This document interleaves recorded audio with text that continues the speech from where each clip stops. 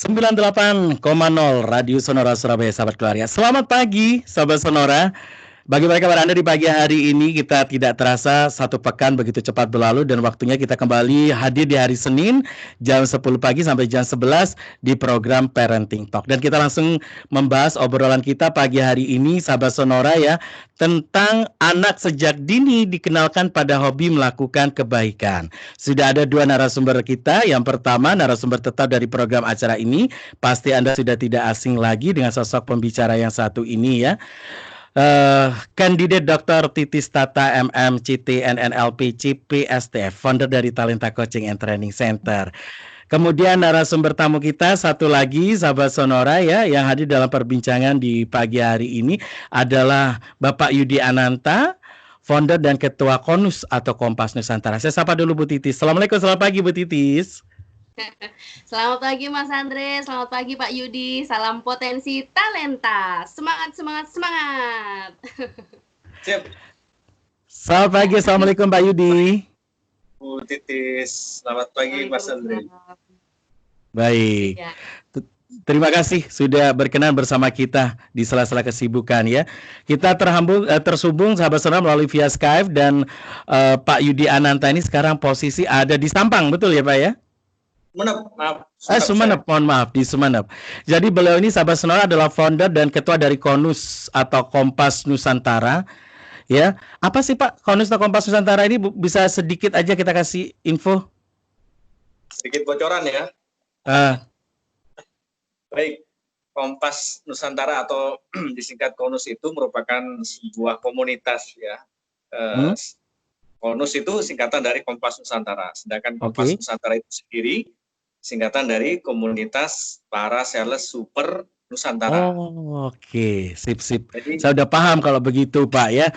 Ternyata ada namanya. Nah, beliau ini juga sahabat sonora adalah penggiat yang konsisten menghadirkan sejumlah narasumber sebagai pembina upacara bendera di sekolah dasar ya. Jadi tepat sekali kalau beliau kita hadirkan di program Parenting Talk karena masih ada relate-nya dengan dunia anak gitu. Baik, Bu Titis, kita langsung ke poin obrolan kita hari ini. Seperti biasa, apa latar belakang kita mengundang beliau Bu untuk kesempatan episode kali ini Bu Titis? Ya, makasih Mas Andre. Unik sekali narasumber yang kali ini kita hadirkan karena sebenarnya Talenta Coaching ini khusus menghadirkan expertise yang memang secara annual, secara dalam keseharian melakukan kegiatan-kegiatan kebermanfaatan bagi masyarakat. Nah, Pak Yudi ini salah satu yang konsisten sekali selalu membuat dalam pekerjaannya maupun dalam organisasinya beliau gitu kegiatan-kegiatan yang positif gitu dan bermanfaat. Malah pada saat kala pandemi seperti ini ya, jujur ya kalau dari saya sendiri pun pada masa pandemi bulan-bulan pertama dan bulan kedua itu saya masih menyesuaikan diri gitu ya, karena harus terus berjalan di sisi semua hal gitu. Tapi Pak Yudi masih tetap melakukan hal yang sama seperti yang beliau lakukan sebelum COVID gitu ya. Makanya wah ini tingkat kebaikannya multi dewa nih kayaknya ya. Karena kenapa bagi saya sendiri ketika ada salah satu yang berubah, kita harus menyelamatkan diri kita dulu dong dan juga keluarga dan juga karyawan-karyawan kita gitu. Kalau Pak Yudi berhasil tuh menyeimbangkan antara menyelamatkan diri dan tetap bermanfaat bagi orang lain. Nah ini nggak mungkin 1-2 hari terbentuk. Pasti ini karena akar dasar pondasinya juga seperti itu. Makanya kita pengen tahu nih pola asuh seperti apa yang diterapkan orang tuanya dulu hingga menjadikan outputnya adalah anak-anak luar biasa seperti yang Pak Yudi dan juga mungkin Pak Yudi tularkan juga ke anak-anaknya saat ini. Baik, Pak Yudi, pola asuh seperti apa yang diterapkan oleh orang tua Anda dulu pada diri Anda Pak? Kok sampai sekarang menjadi sosok Yudi yang seperti ini? Kita juga penasaran Pak Yudi. Baik, terima kasih Mas Andre dari Sonora FM yang memberikan kesempatan juga saya hadir di pagi ini dan juga pastinya terima kasih banyak untuk Ibu Coach Titis ya yang sudah juga mengundang saya memberikan kesempatan saya untuk sharing di sini di acara yang luar biasa ini. Kalau mengulik cerita saya ya masa lalu saya mungkin banyak yang nggak percaya gitu dengan reality yang sekarang terjadi pada diri saya gitu ya, karena jujur saja gitu ya. Dulu waktu saya masih kecil, saya kan ditinggal ayah saya ketika saya bersekolah di kelas 6 sekolah dasar atau kelas 6 SD. Jadi saya sudah kehilangan sosok figur ayah waktu kelas 6 SD. Bisa dibayangkan ya. Jadi ibu saya yang single parent yang menggantikan posisi saya sekaligus juga menjadi ibu buat saya gitu ya, mendidik saya dan segala macam. Juga yang sudah mencari nafkah buat saya dan kakak saya. Nah, waktu itu juga ibu saya hanya berprofesi sebagai penjahit baju. Bisa dibayangkan ya, harus menghidupi 2 orang anak untuk tetap bersekolah dan bisa melanjutkan cita-citanya sesuai dengan keinginan orang tua gitu kan, dan juga anak-anaknya. Nah, waktu itu saya dibesarkan oleh ibu saya. Memang ibu saya itu keras, Mas, Bu Tiris. Jadi walaupun seorang perempuan, didikan beliau keras, tegas ya, seperti itu ya, tegas ya. Jadi malah teman-teman sebaya saya waktu saya sekolah ya, waktu SMP, SMA itu kan, melihat saya jadi sosok yang mungkin nggak seperti sekarang yang bergaul dengan siapa saja ya kan, luas dan segala macam. Kalau dulu saya orangnya tipikalnya adalah tanda kutip kuper, kata teman-teman, kurang pergaulan. Karena ibu saya bisa dikatakan waktu dulu itu mengingit saya. Jadi saya seperti halnya saya cowok, tapi saya diperlakukan kayak cewek. Jadi kamu sekolah harus pulang jam sekian, ya harus pulang jam sekian gitu. Keluar nggak boleh keluar macam-macam gitu di rumah tuh. Kalau nggak ada kerjaan apa istilahnya yang bermanfaat, sudah di rumah aja gitu. Jadi ya seperti itulah kehidupan dulu saya kan. Makanya teman-teman saya nggak nyangka bahwa dulunya saya orangnya pemalu dan segala macam gitu kan. Nah, saya menemukan apa istilahnya sosok Yudi yang sekarang ini memang butuh waktu ya, Mas Andre dan juga Bu Titis. Jadi ibaratkan pepatah tidak bisa tidak semudah membalikkan telapak tangan gitu kan ya, butuh perjuangan dan segala macam pastinya. Nah, mungkin pertanyaannya kok bisa ya orang yang dulunya istilahnya kuper, sedangkan keluarga saya waktu itu memang mendidik saya keras, memang tidak memberikan kebebasan yang lebih seperti halnya teman-teman saya dulu ya. Kalau teman-teman saya dulu enak, bisa bermain kemana gitu kan, bisa bersosialisasi, sedangkan saya dulu malah tanda kutip dikurung di rumah gitu ya. Jadi benar-benar ya bertolak belakang lah dengan yang sekarang. Tapi itu saya dapatkan ketika saya beranjak apa istilahnya ke ini ya, waktu saya mengenyam pendidikan di luar, dan kemudian saya sudah mencoba merubah ya diri saya. Dulu saya orangnya pemalu, Bu Titis dan Mas Res.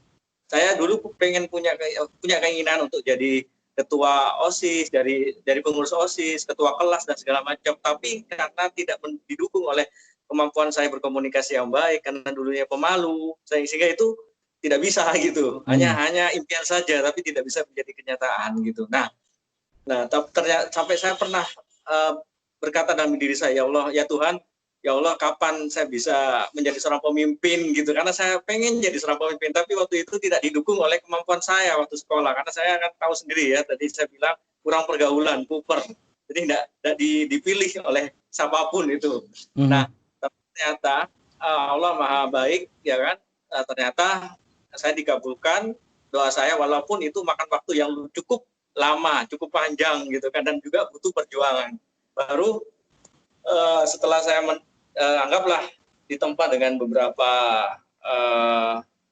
istilahnya tantangan ya, saya sebutnya tantangan ya, bukan tantangan ya, tantangan pada saat bekerja dan segala macam. Akhirnya alhamdulillah namanya pilihan itu saya diolah sebagai pemimpin dan segala macam, sampai saya punya komunitas sendiri gitu.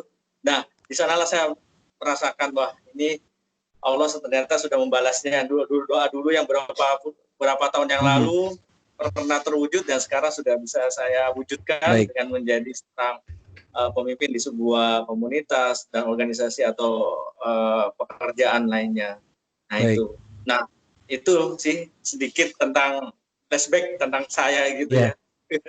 Mas Pak Andre. Yudi, Siap. ada satu hal cukup menarik tadi ketika latar belakang Pak Yudi menceritakan bagaimana pola asuh orang tua Pak Yudi. Saya pikir banyak yang dilakukan oleh orang tua Anda waktu itu untuk membuat karakter Anda sekarang seperti saat ini, tetapi perjalanan hidup Anda yang justru menempa Anda menemukan karakter hingga seperti saat sekarang. Walaupun kita tidak menyampingkan effort orang tua kita, tetapi ada satu hal yang menarik bagi saya.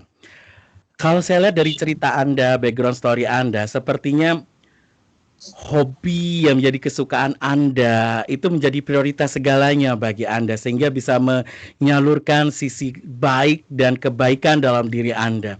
Nah, apakah ini juga menjadi poin dalam Anda mendidik pola asuh bagi putra-putri Anda saat ini juga dalam keluarga Anda? Apakah dengan hobi melakukan kebaikan ini ada manfaatnya untuk anak merangsang agar berpikir dan bertindak secara positif? Menurut Anda bagaimana, Pak Yudi? Siap. Baik. Nah, tadi bicara tentang kebaikan ya, perlu saya sampaikan bahwa kebaikan banyak orang tahu sudah tentang kebaikan ya. Cuman masalahnya sedikit sekali ya yang bisa melakukan atau action tentang yang namanya itu kebaikan. Nah, dari komunitas itu yang saya dirikan tadi, KONUS ya, Kompas Nusantara, saya tekankan waktu saya mendirikan komunitas itu pertama kali melalui grup BBM ya, pertama kali sebelum dilegalkan dan segala macam, saya memang sudah tancapkan dari awal komunitas ini memang pure 100% bisa saya katakan untuk kebaikan. Istilahnya kita tidak ada embel-embel apa-apa segala macam, ya kan, sedang dibatu ataupun hal-hal politik ataupun yang lain-lain ya. Kita murni untuk saling menebar manfaat ya antar sesama anggota dan untuk orang lain. Nah, dari kata-kata itu juga kebaikan, menurut saya dulu berpikir bahwa kebaikan ini istilahnya kunci ya dari kehidupan. Kenapa saya bilang gitu? Karena kata-kata saja baik ya, positif ya istilahnya ya, kebaikan. Nah, kayaknya sejuk banget gitu ya, sejuk sekali kalau kita bisa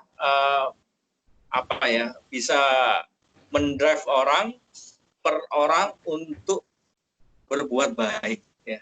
Satu orang aja berbuat baik, dan waktu itu tagline saya satu kebaikan untuk satu senyuman. Nah, kenapa saya milih tagline ini? Mesti tanya-tanya, kenapa ya satu kebaikan untuk satu senyuman ya. Nah, saya waktu itu berpikir kita tidak usah muluk-muluk melakukan berjuta-juta kebaikan, beribu-ribu kebaikan atau berjuta-juta kebaikan, tapi akhirnya satu pun kita tidak bisa melakukannya atau mewujudkannya. Kan percuma kan, cuman doa omong kosong doang gitu ya, omdo gitu istilahnya. Nah, satu kebaikan itu cukup buat saya gitu kan, asalkan itu nyata gitu, berbuat baik benar ya kan, satu kebaikan. Dan kita tidak mengharap balasan. Karena apa? Karena semua kita serahkan pada Allah. Karena saya percaya bahwa orang yang menanam jeruk pasti yang tumbuh juga jeruk gitu kan. Tanam kebaikan kita akan menuai juga kebaikan. Nah, kenapa satu senyuman? Dan kita tidak minta apa yang kita lakukan kita dibalas juga dengan kebaikan. Biarkanlah itu urusan Allah, urusan Tuhan. Yang penting kita melakukan kebaikan, satu kebaikan saja, dan membuat orang tersenyum meskipun cuma satu kali itu sudah cukup buat saya. Baik. Kita tidak mulu-mulu untuk meminta hal melihat orang tersenyum atas apa yang kita lakukan, kebaikan yang kita lakukan pada mereka, itu sudah cukup buat saya waktu itu. Itu. Baik. Terlepas dari tendensi senyum orang itu motifnya apa gitu ya. Urusan Anda pribadi, yang penting bagi saya outputnya yang saya lihat Anda tersenyum pada saya gitu kan.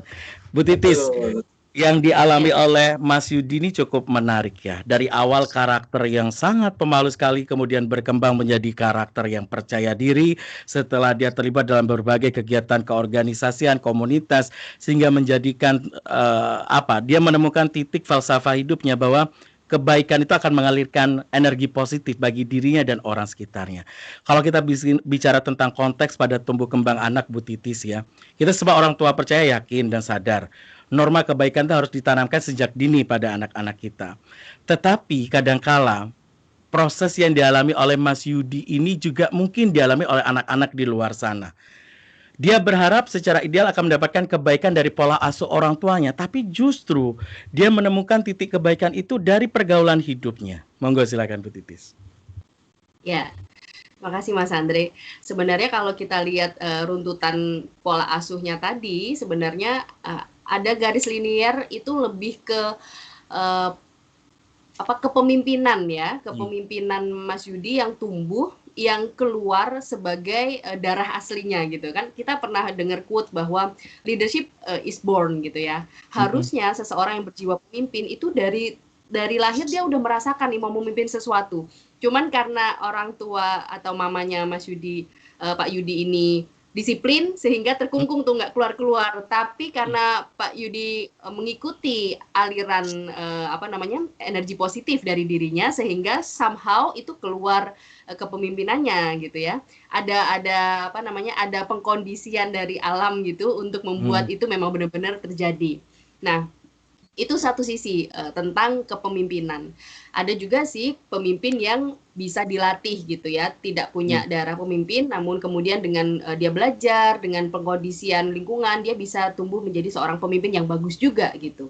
Nah, dengan tema kali ini adalah tentang kebaikan, ini sebenarnya kebaikan yang lebih dibandingkan kebaikan-kebaikan yang lain. Kalau pola asuh pada umumnya adalah ya pasti kita akan mengajarkan anak kebaikan, tapi yang menjadi prinsip hidupnya Pak Yudi adalah mengedepankan kebaikan sebagai filosofi hidup. Nah, ini yang berbeda di orang tua lainnya. Jadi ini sebagai suatu insight atau inspirasi baru bahwa ada loh orang tua yang menitik beratkan semua hal pada kebaikan gitu ya. Jadi apa-apa bukan kadang kan kesuksesan harus prestasi ya, atau misalnya kesuksesan harus lebih dari teman-temannya. Tapi kalau Pak Yudi mungkin material, kemudian prestasi itu ada di nomor 2 dan 3. Nomor satunya adalah kebaikan. Seperti itu ya Pak Yudi ya? Ya, betul. Nah, sebagai seorang orang tua yang harus kalau misalnya kayaknya saya klik dengan ide pola asuh ini. Nah, kalau misalnya klik dengan ide pola asuh ini, pertama-tama yang harus dilakukan orang tua adalah memahami kebaikan itu apa. Ya. Kebaikan itu adalah ketika kita memang benar-benar melakukan sesuatu secara tulus. Artinya ada kemungkinan kita nanti akan ditipu orang. Karena orang tahu kita baik. itu udah seperti dua sisi mata uang. Kalau kita berkomitmen kita jadi baik, maka hati-hati pasti akan ada orang yang pengen nipu kita karena dia tahu kita baik gitu. Nah, kemudian hal kedua adalah pengorbanan gitu ya. Hal yang harus disiapkan adalah pengorbanan. Karena untuk menjadi baik, kita harus konsekuen, integritas. Jadi tidak semudah kata-kata baiknya, tapi disertai dengan pengorbanan, integritas, dan konsisten.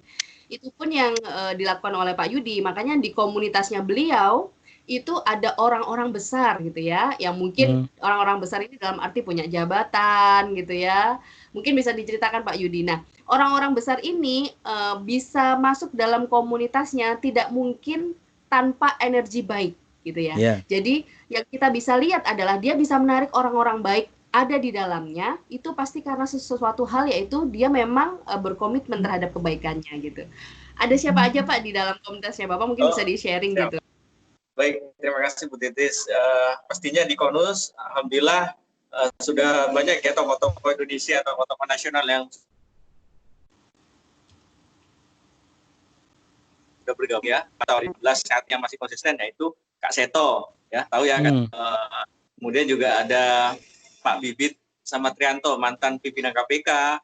Kemudian juga ada beberapa Kapolres di beberapa kota di Indonesia juga gabung ya, Kapolres. Jadi lengkap ini Mas Andre. Jadi walaupun namanya komunitas sales, tapi di dalamnya lintas profesi. Pejabat, walaupun ada juga pejabat, ada juga motivator, ada juga motivator nasional, dan juga ada beberapa pemimpin-pemimpin dari BUMN, lembaga tinggi negara dan segala macam, sampai ke bupati juga ada yang gabung. Terus kemudian juga saya tidak hanya Konus, saya tidak mau terkesan itu komunitasnya high class ya, orang-orang yang punya jabatan tinggi. Tidak, saya juga masukkan orang yang istilahnya kernetnya angkot, ada yang jualan pentul di jalan karena dia mau belajar. Saya gabungkan. Kemudian juga ada mahasiswa, rektor dan segala macam. Kompleks deh pokoknya. Lengkap gitu. Ya, jadinya ya. Dari awal ini kan bisa ada bukti ya Mas Andre ya, bahwa dengan mempunyai kepribadian yang mengedepankan kebaikan itu bisa menarik hal-hal positif yang luar biasa di dalamnya. Nah, kembali lagi ke pola asuh anak-anak kita, berarti kalau kita udah tahu buktinya ada nih gitu ya. Ini kan sebenarnya kolamnya udah jernih banget. Nah, kalau Pak Yudi sebagai sales, udah gampang nih mau jualan apapun ya kan. itu kalau kita ngomongin masalah sisi positif lainnya gitu ya. Nah, ini menjadi inspirasi kita para orang tua untuk tidak segan memberlakukan ini kepada anak-anak kita. Nah, kira-kira Pak Yudi dalam hal melakukan hal ini juga misalnya ke anak-anaknya Pak Yudi gitu. Hal apa yang dilakukan sejak anak-anak kecil gitu untuk membuat mereka tahu kebaikan gitu? Ya, pastinya saya melibatkan mereka ya ketika ya ada acara gathering konus. Ya ingat Bu Titis ya, kita kan acara gathering di Surabaya begitu ya.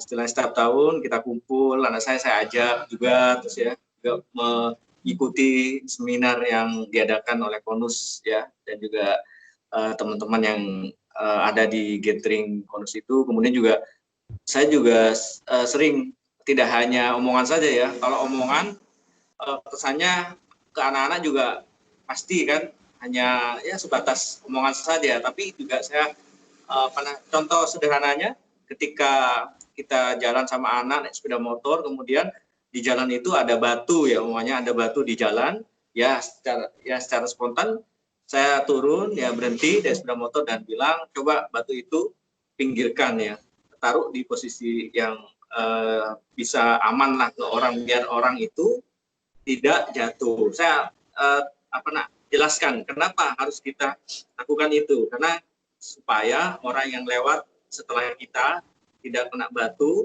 dan bisa menyelamatkan nyawa mereka kan begitu. Itu yang pertama. Tetap saya akan terus mendampingi mereka, anak-anak saya. Yang kedua juga sama, kita apapun yang kita lakukan selama itu kebaikan, kita juga sering-sering ngajak anak juga, ayo kita sekarang adakan acara bakti sosial atau apa dan segala macam yang sifatnya positif, kita juga libatkan mereka, dan biar mereka juga tahu bahwa ini adalah bentuk empati kita pada sesama, bahwa kita adalah makhluk sosial kan, seperti itu. Karena kebaikan penting menurut saya ya, itu adalah pembelajaran. Memang prestasi itu penting ya, seperti yang tadi Putri katakan, prestasi terus kemudian kepintaran, intelijensi juga penting ya. Cuman lebih dari itu, kita adalah makhluk sosial. Menurut saya tetap dari kebaikan itulah nantinya kita akan belajar tentang kehidupan, dan dari kehidupan itu kita bisa belajar banyak, dan insya Allah prestasi dan hal-hal lain yang bisa kita torehkan, inovasi itu pasti dengan sendirinya akan juga mengikuti kita. Baik, saya penasaran nih, kalau sama pasangan istri yang Pak Yudi katakanlah pasti akan satu frekuensi yang sama dengan Pak Yudi ya dalam pola asuh anak. Cuma maksudnya begini, kadangkala apa yang kita jadikan tujuan terhadap pola asuh anak, katakanlah kalau konsepnya kali ini berbicara masalah kebaikan sebagai pola dasarnya, tidak mungkin tidak akan mengalami destruksi selama perjalanan menuju ke arah itu. Pasti ada gangguan-gangguan bagaimana agar anak kita konsisten baik dari pengaruh teman-teman bermainnya, lingkungannya juga. Di keluarga sih sudah konsisten, ayah bundanya udah mengarahkan kepada hal-hal yang berbau kebaikan, tetapi dalam pergaulan tidak untuk kemungkinan tanpa diketahui ayah dan bundanya, kita tidak tahu di luar sana kayak apa. Pernah ngalami destruksi itu enggak Pak Yudi, dan apa yang Anda lakukan untuk mengembalikan anak pada rel yang sudah menjadi goal bersama pola asuh Anda sekeluarga? Ya, terima kasih ya, pertanyaannya bagus sekali gitu ya. Saya paham bahwa anak saya juga masih kecil-kecil ya, yang anak saya yang pertama masih kelas 4 SD gitu kan, mau naik kelas 5 SD, sedangkan yang nomor 2 itu masih kelas 1 mau naik kelas 2. Pastinya lah dunia anak itu kan dunia yang penuh keceriaan, yang bermain dan juga jiwanya masih labil kan ya, masih namanya anak-anak ya. Ya saya paham, dan namanya anak-anak ya disuruh melakukan kebaikan ya, buat mereka ya hanya sekedar perintah orang tua saja ya, tapi itu kan belum tentu dari dirinya tulus melakukannya gitu kan. Nah itu karena saya yakin itu masih butuh tempaan lagi gitu kan. Nggak mungkin langsung saya sekarang nyuruh anak saya untuk berbuat kebaikan dan seterusnya akan terus dia baik jalannya, enggak. Saya yakin ada instruksi tadi yang tadi disampaikan oleh Mas Andre. Saya percaya itu. Karena apa? Karena mereka masih kecil ya, terlalu kecil gitu kan. Nah, jadi saya kasih pembelajarannya bertahap ya. Pastinya kebaikan itu kan tidak harus melulu dengan sesuatu yang serius ya Mas Andre ya. Serius maksudnya hal-hal yang berat gitu ya. Berbuat baik sama orang tidak harus hal yang berat, tapi juga melalui kita ngasih penjelasan di dunia anak pun juga sama, kita memberikan penjelasan kebaikan, tapi dihubungkan juga dengan dunia anak-anak. Begitu. Nah, seperti halnya sekarang di rumah banyak layangan gitu ya, bermain layangan gitu ya. Nah, bisa saja saya juga bisa bilang ke mereka bahwa sudah nanti layangannya, kalau kan biasanya anak-anak itu sukanya kalau ada layangan putus dikejar gitu kan. Gitu ya. Nah, nanti kebanggaan buat mereka kalau mereka dapat layangan yang putus tadi gitu kan. Nah, ketika dikumpulkan banyak, saya bilang ya sudah, kasihkan ke temannya yang memang pengen beli layangan tapi nggak mampu, atau dia nggak punya layangan sama sekali. Kamu bisa membagi layangan kamu pada temanmu itu gitu. Kadang kan anak-anak kan distraksi itu Anda sampaikan kepada anak Anda, distraksi itu sebagai hal yang wajar. Kalau kamu nanti gini pasti akan ada gangguan seperti ini. Itu Anda ada kasih gambaran. Jadi pastinya kita menanamkan kebaikan kepada anak juga. Nomor satu, kita harus memberikan yang simpel, Mas. Karena anak itu kan masih dalam pikirannya kan tidak sebegitu kompleks seperti orang tua ya gitu ya. Istilahnya masih akhirnya bermain terus gitu ya. Belajar pun juga kadang disuruh ogah-ogahan gitu ya. Malas dan segala macam. Jadi ya sudah, saya seperti tekniknya seperti main layangan lah, seperti itu. Jadi ada tarik ulur, tarik ulur. Ya, ketika kita mengajarkan kebaikan, mereka istilahnya agak-agak beratan, agak-agak nggak mau atau segala macam, kita ulur dulu. Tapi kita tetap mendampingi mereka dengan yang tadi saya bilang, bahwa terus mereka ajak ya, kalau kita istilahnya nggak ada kegiatan sosial, kegiatan yang baik-baik atau berbuat baik di jalan dan segala macam, kita kalau bisa sering inilah ajak anak gitu. Sehingga apa? Karena saya contoh yang abstrak nyata itu adalah contoh yang efektif buat anak, daripada kita hanya menyerukan anak, mengajak anak untuk berbuat baik, tapi mereka sendiri tidak tahu seperti apa kebaikan yang diinginkan oleh ayah ibu saya gitu kan. Seperti apa sih kebaikan itu? Gitu. Baik, Bu Titis, tantangan tersendiri bagi orang tua tetap anak ini konsisten dengan kebaikan yang kita ajarkan, ya. Sementara mood anak juga naik turun. Tips praktis dong buat agar tetap nyaman bagi orang tua secara pribadi dan juga bagi anak yang juga mendapatkan pembelajaran kebaikan dari orang tua, agar relate dua-duanya. Ya, saat ini pola asuh kebaikan ini sangat-sangat dibutuhkan. Kenapa? Karena merembet nih, kebaikan itu juga nanti akan membuat anak-anak juga lebih sensitif terhadap lingkungan, lebih care terhadap sosial. Nah, paling mudah triknya adalah memfigurkan superhero, Mas. Jadi kita menyampaikan ke anak-anak kita, superhero di dunia hanya ada satu. Nah, kita harus jadi satu seperti dia. Mungkin kita tidak punya kekuatan sebesar dia, tapi semua yang dia lakukan, dia pasti hampir semua superhero berlatar belakang ketidaksempurnaan, ya.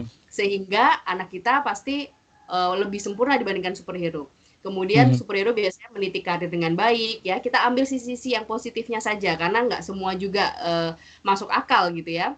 Kita pilih yang figur yang paling dekat ya dengan dia. Kemudian apa sih sebenarnya yang diajarkan dari superhero? Superhero itu adalah memberikan kebermanfaatan bagi orang lain, menolong orang lain dengan apa yang dia punya. Nah, impact-nya adalah ketika dia sudah menjadi baik, ya dia akan menyenangkan atau membuat bangga orang tuanya. Udah itu saja. Jadi Baik. dengan berbuat baik itu sebenarnya adalah bentuk tanggung jawab dia, tugas dia kepada Tuhan dan membanggakan orang tua. Sesimpel Baik. itu. Jadi anak harus diajarkan kenapa dan untuk apa gitu ya. Jadi Baik. berbuat baik ini adalah tugas dia di dunia untuk bakti dia kepada Tuhan dan membanggakan orang tua. Baik. Sahabat Sonora, dampak positif kalau kita membiasakan anak melakukan kebaikan sehingga akhirnya menjadi hobi bagi si anak ini, dalam artian dia melakukannya tanpa terpaksa, tapi sudah menjadi hobi dan kesenangannya ya. Ini akan banyak manfaatnya. Anak ini akan selalu bertindak dan berpikir positif, bahkan bisa menumbuhkan rasa sosial dan empati yang tinggi bagi anak. Tidak itu saja, kalau Anda biasa melakukan kebaikan dan melatih anak ini hobi melakukan kebaikan, juga bisa akan melatih mental sang anak menjadi seorang leader yang hebat. Bagaimana korelasinya? Nanti di segmen selanjutnya akan kita bahas. Kok bisa hanya melatih kebaikan, kaitannya bisa membentuk karakter anak menjadi leader yang hebat gitu ya. Sebentar lagi akan kita lanjutkan obrolan kita di Parenting Talk. Jangan kemana-mana, tetap di Sonora FM 98 Surabaya.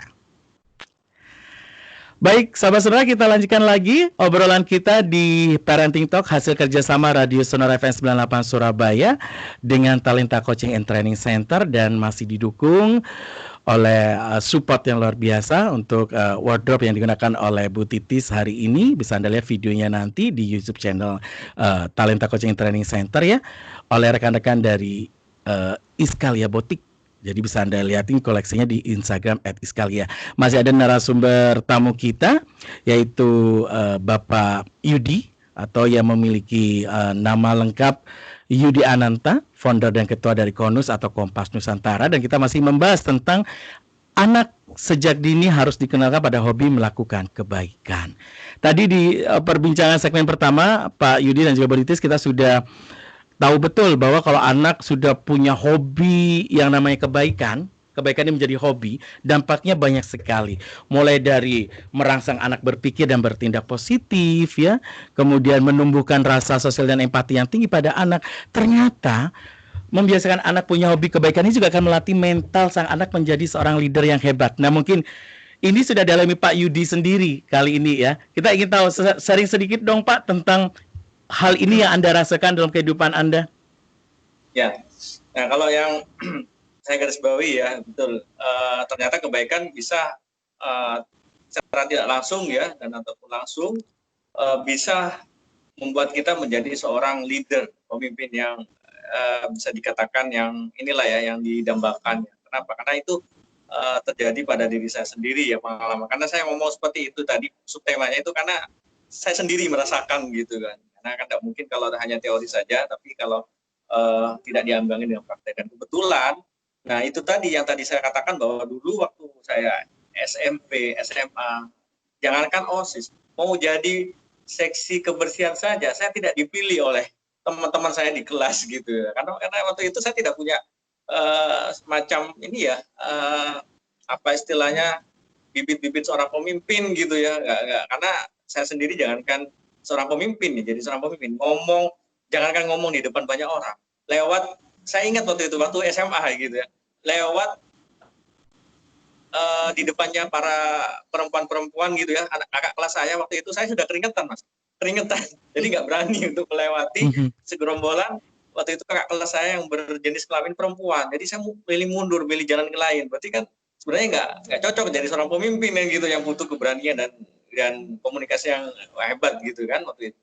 Nah, ternyata melalui tempaan ya, itu tadi tempaan di pekerjaan, tempaan waktu di ya di organisasi lain ya, khususnya di pekerjaan ya, karena saya mendapatkan itu semua itu dari pekerjaan saya. Dari saya berpindah dari perusahaan ini, dan saya juga masih bersyukur ya, istilahnya alhamdulillah dulu yang jadi titik balik saya gitu ya. Jadi selain orang tua, ada juga salah seorang, beliau itu bisa saya sebutkan namanya, Bapak Haji Abdul Qadir Jalani. Beliau adalah mantan bos saya waktu itu ya kan, mantan direktur perusahaan saya dulu, yang mendidik saya dari nol gitu, yang nggak tahu apa, yang istilahnya tidak percaya diri ya kan, kemudian mentalnya juga masih ya masih pemalu dan segala macam. Akhirnya beliau yang mendidik saya, dan saya juga melihat leadership beliau gitu kan, sehingga terpatri dalam hati saya bahwa saya harus berubah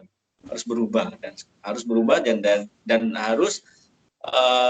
bisa gitu, dan ternyata bisa yang saya tadi katakan melalui jalur kebaikan.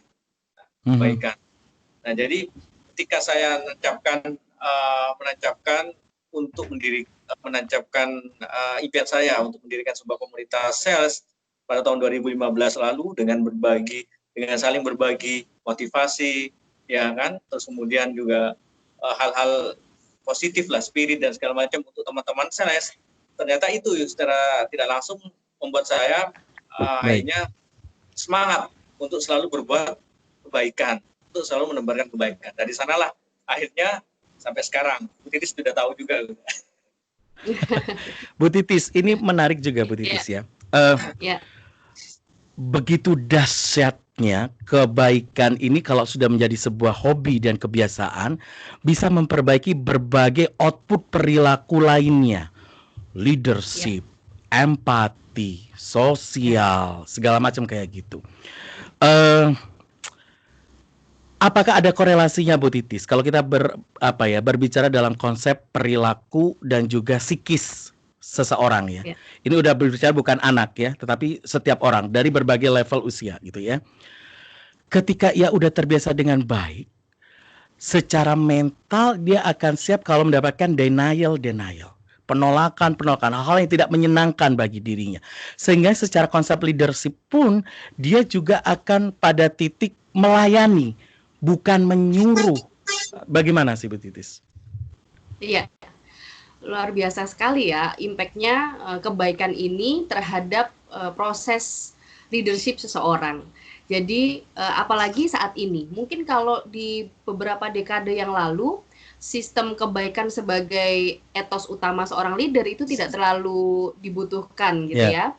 Yang dibutuhkan adalah otoritasnya gitu ya, kemudian latar belakangnya, karena memang pada periode-periode sebelumnya itu akan dilihat sosok itu gitu ya, ini anaknya siapa, kemudian apakah backingan di belakangnya kuat gitu ya, dan lain sebagainya.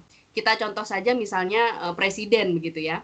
Namun setelah dekade itu berakhir, saat ini lihat presiden kita ya, tidak punya kriteria yang dimiliki dekade-dekade sebelumnya. Nah, pergeseran ini sebenarnya kita bisa pahami bahwa yang saat ini dibutuhkan karena era online ini adalah seseorang pemimpin yang care terhadap orang lain.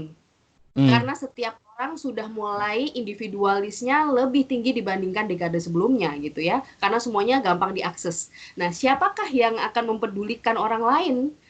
Itu adalah yang mau menyisihkan waktu kepeduliannya gitu ya. Itu yang akan menjadi pemimpin yang disegani. Karena tidak semua orang melakukan hal itu. Kenapa? Karena orang, masa bodoh, aku mau fokus sama diriku untuk mendapatkan keuntungan bagi diriku sendiri. Nah, pemimpin itulah, sebenarnya arti dari pemimpin itulah adalah orang yang kita percayai untuk memimpin kita, untuk membawa kita semuanya ke arah yang lebih baik. Nah, untuk membawa kita semuanya itu kan butuh orang yang peduli, yang tidak memikirkan diri sendiri. Sehingga satu poin sudah masuk nih, leadership adalah orang yang peduli, satu. Kemudian yang kedua, kalau tadi Mas Andri menyampaikan perubahan karakternya, berarti dia sudah siap untuk ditempa orang-orang yang tidak baik. Begini, pada prinsipnya adalah ketika kita menjadi orang baik, Tuhan juga akan melindungi kita kan Mas Andri. Nah, ketika kita sudah yakin akan itu, dengan sendirinya, orang yang berniat buruk itu akan tersingkir dengan sendirinya. Mungkin Pak Yudi bisa sharing pengalamannya. Pasti pernah mengalami, misalnya kita berbisnis dengan orang lain atau berpartner atau bekerja sama. Kemudian tiba-tiba ada hal yang membuat kita tidak jadi, gitu ya. Jadi entah kita merasakan sesuatu yang kayaknya nggak oke deh kalau jalan sama dia gitu ya. Perasaannya itu feeling, karena feelingnya sudah terbentuk positif gitu ya. Sehingga kalau ada yang mendekati negatif, dia gampang terasa. Gitu. Pak Yudi mungkin ada pengalaman real yang mungkin bisa di-sharing gitu. Ya. ya usah jauh-jauh ya, kita bicara dengan komunitas saya ya, Konus gitu. Nah di sini Konus, Putri sudah tahu juga bahwa kumpulan dari orang-orang yang beraura positif ya, karena dari awal saya tancapkan di Konus ini adalah positif ya, kebaikan. Otomatis di dalamnya juga yang apa istilahnya yang cocoknya adalah orang-orang yang baik kan gitu ya Mas Andre ya, yang baik gitu, kebaikan yang akan terus mendapatkan kebaikan. Nah pastinya seperti yang tadi dikatakan Bu Titis juga Mas Andre, akan orang yang tidak baik dengan sendirinya akan terseleksi alam. Karena merasa apa? Karena di tempatnya yang sekarang mereka huni kok nggak nyambung ya dengan saya gitu ya, maaf ya, karena di Konus itu kita biasakan untuk selalu positif ya kan, untuk berbagi manfaat pada orang lain, memberikan motivasi dan positif semua. Nah, maka dari itu orang yang ada di dalam dirinya, walaupun itu hanya sedikit saja ada sesuatu negatif, maka kan tidak merasa nyaman di grup itu, di komunitas itu. Akhirnya dengan sendirinya tadi yang dikatakan Bu, jadi saya setuju feeling ya gitu kan. Saya sebenarnya sudah tahu bahwa member ini tidak akan kuat di grup ini karena tidak cocok, bukan tempatnya. Saya sudah bisa merasakan karena mungkin karena saya sudah menempa banyak tantangan gitu kan, sehingga otomatis sudah secara spontan sudah ke otak saya sudah menerima lah respect apa namanya, ada sambungan lah istilahnya. Ini kayaknya orang ini tidak akan kuat di Konus karena kumpulannya ini positif. Ya, ternyata benar, tanpa saya mengeluarkan orang tersebut keluar diri dari komunitas saya gitu. Dan saya yakin karena saya percaya bahwa kumpulan malaikat tidak mungkin ada yang masuk yang namanya syaitan di dalamnya gitu ya, karena merasa malu sendiri gitu. Oke. Ini seru ya Mas Andre ya. Mungkin kalau kita mendengar ya seakan-akan ih gitu amat sih gitu, sok baik banget gitu ya. Ini adalah hal kedua yang akan dialami orang-orang yang baik, yaitu yang pertama adalah tadi dibohongi gitu ya, atau orang yang negatif akan ini berusaha mengattack kita gitu ya. Hal kedua adalah kita akan mudah ketika orang jahat datang itu kita akan mudah terasa gitu Mas Andre. Secara tidak langsung, kalau kita punya kebiasaan atau hobi baik atau menjalankan kebaikan dalam prinsip hidup kita, itu menjadi tameng bagi diri kita pribadi ya. Seleksi alam itu akan melakukan perlindungan pada diri kita. Karena lingkungan kita kebanyakan bersama dengan orang-orang baik, maka orang yang tidak baik tidak akan nyaman dan diri kita dan menjauh akhirnya dari diri kita. Selamatlah kita gitu ya, ceritanya kayak gitu ya. Kira-kira kayak gitu. Tapi begini, Pak Yudi dan juga Bu Titis, identik orang baik itu dengan tingkat kesabaran yang oke, gitu kan. Nah, berbicara tentang tingkat kesabaran khususnya pada pola asuh anak ya, kita berbicara lagi pada pola asuh anak. Apa yang Pak Yudi lakukan agar anak-anak Anda punya kebiasaan sabar juga selain kebiasaan kebaikan? Ya, intinya kembali ke anak-anak ya. Anak-anak itu pasti paling efektif itu mengajari anak juga dengan tindakan. Itu ya, tindakan. Nah, untuk kesabaran tadi ya pasti ya kita menyuruh anak untuk bantu ibunya nyapu gitu kan, atau hal-hal beres-beres rumah gitu kan. Pasti yang namanya anak kadang juga merasa capek, pengen main game dan segala macam. Nah, kita bagaimana melatih anak ya, kita tunjukkan bahwa kita juga sabar mendampingi mereka. Ya sudah, kalau memang capek nanti bisa dilanjutkan jam sore atau siang. Nah, dari sana kita kan sudah sebenarnya secara tidak langsung sudah mendidik anak untuk melatih kesabaran mereka. Jadi sebagai orang tua kita sabar dengan tingkah laku mereka, tapi tetap positif, tetap mengajarkan mereka kebaikan, tetap tidak luput, tidak melupakan tanggung jawab untuk membantu lah istilahnya. Kita tetap kasih tugas, bukan berarti ya sudah kamu kalau nggak mau ya sudah nggak usah nyapu aja, tidur aja, itu kan tidak benar gitu kan. Tetap kita ajari mereka juga secara tidak langsung, diri kita juga harus memberikan contoh ya kesabaran. Ya udah, kalau memang sekarang kamu tidak bisa, merasa capek, gak enak badan, ya sudah nanti dilanjut nanti aja sore. Tapi tetap nyapu ya. Nah, seperti itu sih. Karena ngomong soal anak-anak itu memang luar biasa Mas Andre. Ya benar. Saya istilahnya ibaratkan itu harus punya nilai seninya itu, the art of communication-nya itu. Jadi beda dengan kita berbicara dengan orang yang sebaya kita atau orang yang memang sudah pemikirannya maju dan segala macam, mindsetnya maju, itu kan lebih gampang. Tapi ketika ngomong apa istilahnya anak, nah itu butuh ekstra kesabaran. Dan itulah nggak usah contoh-contohnya nggak usah jauh-jauh ya. Kita mengajari orang untuk berbuat baik itu gampang. Kamu berbuat baik ya, jadi orang baik aja ya, nanti gini kamu lakukan kebaikan. Tapi yang lebih sulit adalah mengajak diri kita untuk berbuat baik. Itu yang memang butuh jam terbang tinggi lah. Saya yakin kalau sudah orang tertempa dengan mengajak dirinya untuk lebih baik, untuk selalu berbuat kebaikan, saya yakin wah luar biasa. Untuk menyuruh orang lain pun juga dengan sendirinya, orang lain juga tidak usah disuruh, dia akan terinspirasi dengan orang itu. Pak Yudi, saya penasaran pengen tahu, anak-anak pasti pernah wadul gitu ya, pernah apa istilahnya ya, bilang sama ayahnya, ya aku mau nolong anak itu loh ya, tapi anak itu nggak mau ku bantu gitu kan. Pemahaman apa yang Anda berikan untuk anak Anda agar dia juga nggak patah semangat melakukan kebaikan gitu kan? Jadi ketika ada orang lain terus anak saya mau udah niat baik yang bantu temannya, tapi anak itu nggak mau, semuanya tadi yang Mas bilang. Saya bilang bahwa jangan khawatir, ya udah, nggak usah repot-repot, berarti dia bisa kok dengan kemampuannya. Kamu masih bisa melakukan kebaikan kamu pada orang lain, tapi jangan lupa, jangan pas kamu karena orang itu nggak mau, akhirnya kamu udahlah, kamu akhirnya ada perasaan dendam, itu nggak baik juga gitu. Tetap siapa tahu anak yang kamu ingin nggak mau pertolongan kamu itu karena saat ini dia masih bisa melakukannya sendiri gitu kan. Nah, siapa tahu, kita kan tidak tahu kapan orang itu akan minta tolong pada kita. Kamu tetap berbuat baik pada dia, karena saya yakin namanya manusia satu sama lain pasti membutuhkan namanya pertolongan. Baik, Bu Titis, relate dengan case yang saya barusan tanyakan ke Pak Yudi ya.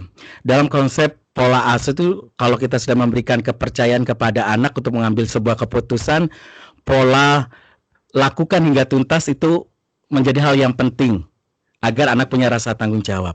Nah, di kasus tadi yang saya sharekan dengan Pak Yudi, dalam kasus anak ingin membantu temannya, tapi anaknya nggak mau dibantu. Nah, kebaikan anak ini nggak tuntas kan, seakan tertunda gitu kan. Gimana kelanjutannya ya Bu Titis ya? Sementara target dari pola asuh yang paling penting adalah anak tuntas sampai melakukan sesuatu. Iya,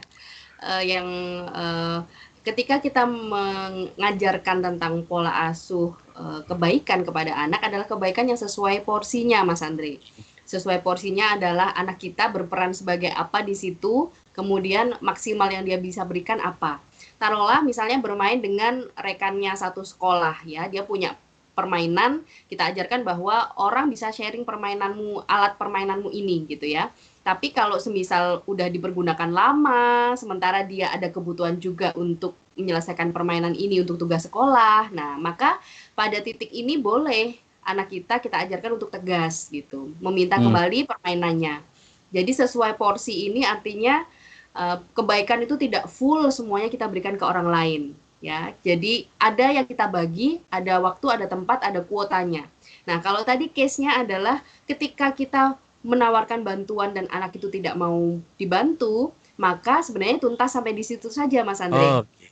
Iya, kan kita sudah mengutarakan itikat kita gitu ya. Anak kita kalau misalnya gini, Ma ternyata si A ini nggak mau kok aku bantu, berarti dia itu jahat ya, Ma? Oh enggak, dia nggak jahat, dia sudah bisa melakukan sendiri. Nah, adik juga sudah melakukan yang memang sudah seharusnya. Jadi kalau misalnya ada orang nggak mau dibantu, berarti dia sudah bisa. Cobalah melakukan itu pada orang lain di sekitarnya yang masih memerlukan bantuan kamu. Kalau misalnya nggak ada, ya sudah, tugas kita selesai gitu. Baik. Itu adalah porsi ya, yang harus kita sampaikan juga ke anak-anak kita. Karena ada juga kita temui orang-orang yang all out sampai dia melupakan keluarganya gitu ya. Anak-anak juga gitu, semua makanan yang dibawa dari rumah dikasihkan ke teman-temannya. Mainannya gitu. Semua dikeluarin gitu kan. Dia sendiri kelaparan. Nah, konsep kebaikan adalah mengutamakan yang pertama diri kita sendiri dulu, baru kalau berlebih baru kita berikan ke orang lain. Baik.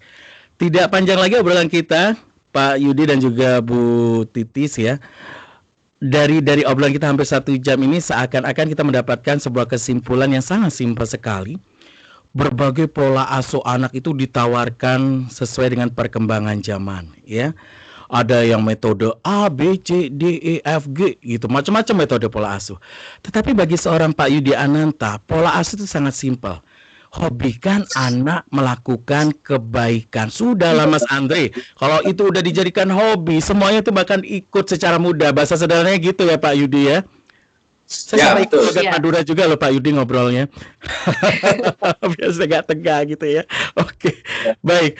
Baik, sebagai kesimpulan poin dari obrolan kita Pak Yudi, bagi seorang Yudi Ananta, kenapa sangat penting kebaikan dan juga contoh dari orang tua itu menjadi 2 hal yang harus dilakukan pada anak kita. Monggo Pak Yudi. Ya, pastinya kalau bicara soal kebaikan tuh, wah, kayak waktu 1 jam kurang ya, Pak Andre dan Bu Titis ya, karena bukannya maaf ya, kalau soal kebaikan ini bukan kita di sini bukan menjadi orang yang paling baik, bukan. Ya. Karena pasti namanya manusia tidak luput dari kekurangan dan kelemahan, ya gitu kan.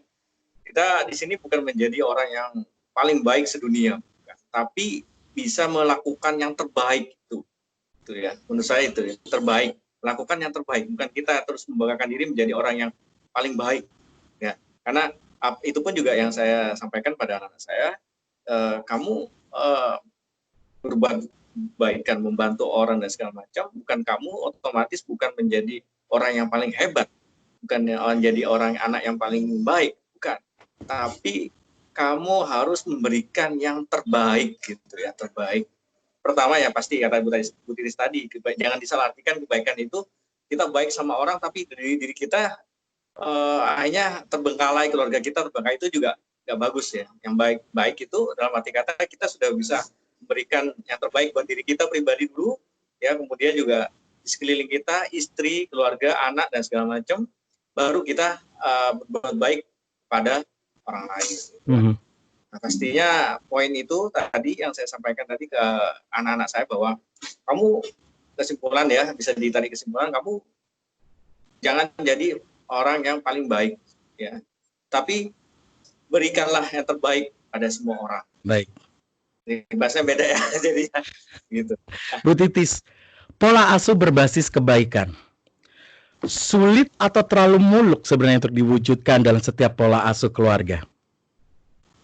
Ya, kalau ya mungkin ini adalah strata yang lebih lagi dibandingkan strata pola asuh pada umumnya ya, Mas Andre. Jadi kalau kita menyampaikan kepada orang tua, kita lihat dulu nih filosofi setiap keluarga apa gitu ya. Yang basic dulu saja dulu. Apabila yang basic sudah dapat, anak sudah terselesaikan dengan baik gitu, dengan pola asuh yang normal, baru kita tingkatkan kadarnya lagi untuk pola asuh kebaikan gitu. Baik. Nah, pada intinya adalah lakukanlah kebaikan, dilatih ya, sampai akhirnya kemudian lupa bahwa itu memang sebuah kebaikan. Itu pada saat kita lupa bahwa itu sebuah kebaikan, sebenarnya itu adalah titik ikhlas yang sesungguhnya gitu ya. Mas. Baik. Pak Yudi, Bu Titis, di penghujung acara seperti biasa kita kasih tantangan ke Pak Yudi, challenge ya. Mudah-mudahan bisa ya. Insya Allah. Karena dasarnya kebaikan, jadi pasti bisa. Amin. Baik. Nggak berat kok challenge kita Pak Yudi. Kita ingin tahu semua. Moto hidup seorang Yudi Ananta apa sih? Jadi moto saya ya, yang saya jadikan prinsip hidup sampai sekarang ini adalah jadikan kebaikan itu sebagai hobi. Karena kalau itu kita jadikan hobi, kebaikan jadi hobi, itu tidak akan pernah capek. Ya. Kita tidak akan pernah mengeluh untuk melakukannya. Malah kita merasa nikmat mengerjakannya, melakukannya. Jadi dan yang mendasar dalam kehidupan saya dan sampai juga saya lakukan sampai saat ini adalah mudahkanlah jalan orang lain. Niscaya Allah akan memudahkan jalan kita. Baik. Bukan orang yang kita bantu yang memudahkan ya, tapi Allah yang akan memudahkan jalan kita. Baik. Saja. Pak Yudi Ananta, Bu Titis, terima kasih banyak. Hari ini kita mendapatkan energi yang positif. kebaikan seakan menjadi penolong di antara kesulitan yang kita hadapi, ya. Baik. Saya diundang Bu Titis dan juga Mas Andre Sonora FM juga merupakan sebuah kebaikan. Insya Allah. Apa yang kita perbincangkan juga menjadi kebaikan yang berharga lah untuk menambah wawasan sahabat Sonora semua, ya. Kebaikan tanpa batas ya, harus ya. Kebaikan tanpa batas. Nah, itu dia. Amin. Batas. Matur suwun Pak Yudi, Bu Titis, kebersamaan kita di hari ini. Ya. Titis, terima kasih. Sampai bersama kita di program Parenting Talk. Terima kasih banyak Anda sudah mendengarkan kami. Sampai jumpa lagi di episode selanjutnya, tentu saja dengan tamu-tamu luar biasa yang akan dibawa oleh Bu Titis di setiap episodenya. Saya Andre Komarudin pamit. Assalamualaikum. Tetap semangat berbagi kebaikan. Sampai jumpa. Matur suwun Bu Titis, Pak Yudi. Sampai jumpa. Mas Andre. Makasih banyak. Titis. Ya, makasih banyak Bu Titis, Mas Andre. Assalamualaikum. Waalaikumsalam.